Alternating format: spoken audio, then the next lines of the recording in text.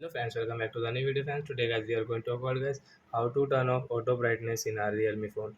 Friends, you want to turn off your auto brightness, so friends you can off it. And guys, now let's see how to turn off auto brightness in Realme phone. In this video guys I am going to show you friends. So before starting video friends, I want to tell you guys, if you're new in my channel and guys you are watching my video first time, so friends, first of all go and subscribe my channel, click the bell icon. So friends, now let's see.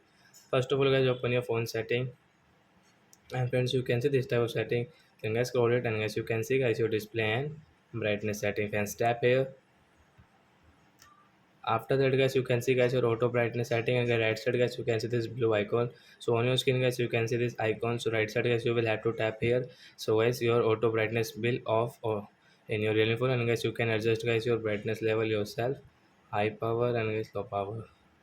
So like that guys you can adjust your brightness level in your Realme phone, and guys you can use your brightness setting in your Realme phone like that. So thanks for watching the video guys. We will meet on next video. Bye.